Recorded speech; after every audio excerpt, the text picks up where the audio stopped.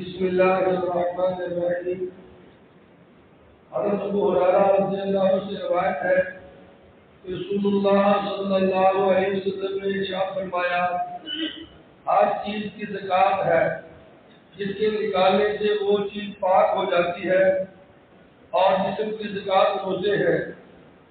حضرت انس رضی اللہ عنہ کہتے ہیں، ایک مرتبہ رمضان المبارک کا مہینہ آیا تو حضور صلی اللہ علیہ وسلم نے ارشاد فرمایا، تمہارے اوپر ایک مہینہ آیا ہے جس میں ایک رات ہے جو 1000 مہینوں سے افضل ہے۔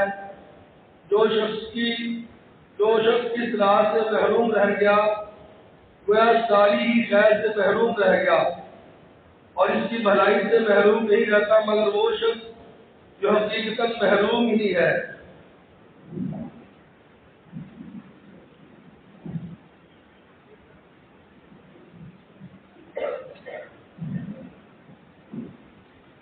صلی اللہ علیہ وسلم۔ حدیث مبارکہ آپ نے سنی ہے، آپ علیہ السلام فرمایا ہر شے کی زکوٰۃ ہے۔ مال کی زکوٰۃ دیتے ہیں، مال پاک ہو جاتا ہے، جب پاک ہو جاتا ہے تو اس میں اضافہ ہوتا ہے، ترقی ہوتی ہے۔ عجیب بات ہے، زکوٰۃ دینے سے کبھی کسی کا مال نہیں گھٹا، یہ انسانوں کی عقل میں آنے والی بات نہیں ہے۔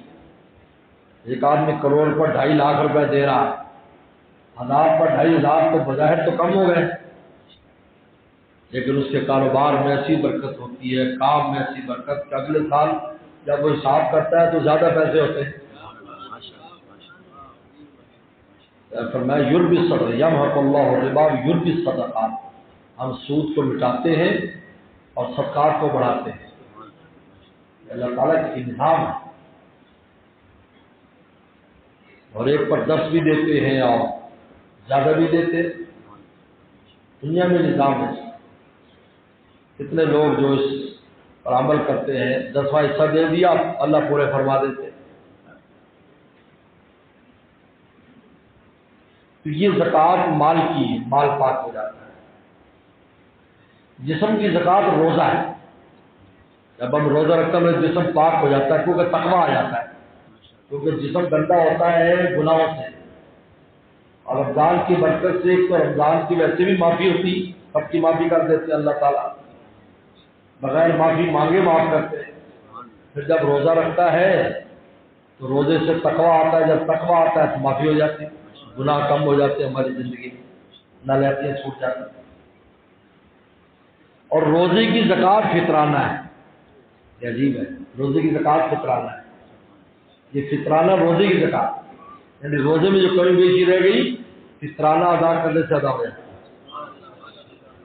اس لیے فطرانہ عید سے پہلے ادا کرو، رمضان میں بھی دے سکتے ہو، عید سے پہلے فطرانہ ادا کرو تاکہ روزے کی کمی بیشی ختم ہو جائے، معافی ہو جائے۔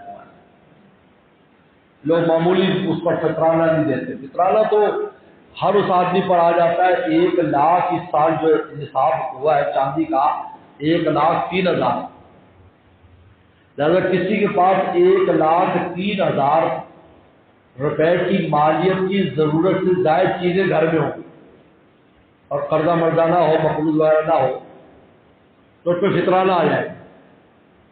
2 بھینسیں ہیں، 1 بھینس کی قیمت لگاؤ، 2 موٹر سائیکل، 1 موٹر سائیکل کی قیمت لگاؤ، ضرور زائد ستر لے کے جیسی پھول جاتا ہے۔ مکان کرایہ پر دیا ہوا ہے، ضرورت سے زائد، 3 جوڑوں سے زیادہ جوڑے رکھے ضرورت سے زائد، پیٹی میں جو بستر رکھے سارے ضرورت سے زائد، بولو کس پر فطرانہ نہیں۔ اب مقروض ہو الگ بات ہے، اس پر قبضہ ہے یا اور بات ہے وہ الگ بات ہے، تو فطرانہ تو معمولی اس پر آ جاتا ہے، اور زیادہ بھی نہیں ہے، 250 روپے دینے ہیں یا 2 سے 2.5 سے گندم دینی ہے، لیکن پورے روزے پاک ہو جاتے ہیں۔ جس طرح قربانی ہے، قربانی میں یہ نصاب ہے، وہ بھی اس پر آ جاتی ہے۔ تو اس لیے اللہ نے اس کی زکوٰۃ رکھی ہے کہ یہ روزہ جو ہے وہ جسم کی زکوٰۃ ہے، روزے کی زکوٰۃ فطرانہ ہے، اور پیغمبر صلی اللہ علیہ وسلم فرمایا کہ اس مہینے میں ایک رات تمہیں ایسی دی گئی جس کی ایک رات کی عبادت 1000 مہینوں سے افضل ہے، لیلۃ القدر، جن میں قرآن اترا ہے۔ یہ قرآن کے اترنے سے اتنی قیمتی ہو گئی،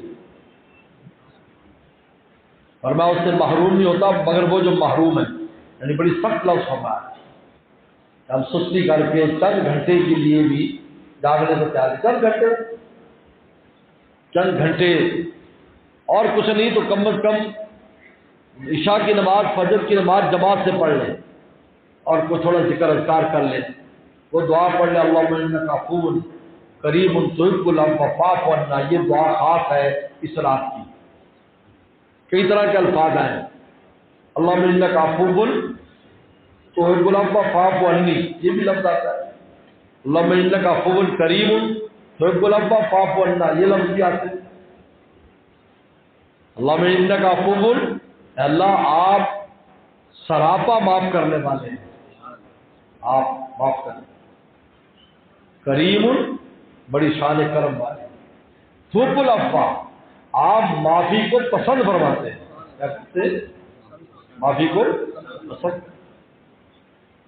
یعنی عجیب بات ہے کہ کوئی کسی سے بار بار معافی تنگ آ جاتا ہے، اللہ فرماتے نہیں جتنا مانگو گے مجھے اتنا اچھا لگتا ہے، تحب العفو فاعف عنا، ہمیں معاف کر دیں۔ یا عائشہ صدیقہ رضی اللہ تعالیٰ عنہا کو رسول اللہ نے دعا سکھائی کہ لیلۃ القدر پاؤ تو یہ دعا پڑھو، تو یہ دعا پڑھ لے چند بار، 2 نفل پڑھ لے تو صدقہ کر دے، سو جائے، پھر اگر بہت تقاضا ہے تہجد میں اٹھ جائے کہ 2-4 پڑھ لے رکعت، کوئی مشکل نہیں ہے۔ فرمایا اس رات کی برکتوں سے وہی محروم ہوتا ہے وہ حقیقی محروم ہے، ورنہ جماعت سے نماز پڑھنے والا بھی معروم نہیں، اس کا بھی کھاتے میں لکھ دیا جاتا ہے، اور اعتکاف والے تو معروم ہی نہیں، جو اعتکاف میں ہے ان کو تو مل ہی جائے گی، چاہے وہ سوئے بھی ہوں گے تو چونکہ ان کی حاضری لگی ہوئی ہے۔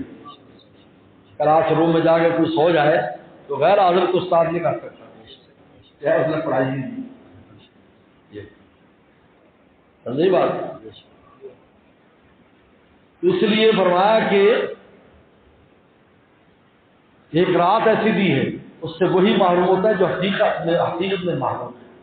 اس لیے ابھی 3 راتیں رہ گئی، 25 کی اور 27 اور 29 کی رات، ہمیں کوشش کرنی چاہیے ان میں عبادت کریں، کچھ نہ کچھ کریں، ہر طرح کی بات کریں، تسبیح کریں، درود شریف پڑھیں، تلاوت کریں، نماز پڑھیں، صدقہ کریں، ہر عبادت کا حصہ کریں تاکہ جو 1000 مہینوں سے زیادہ لکھی جائے۔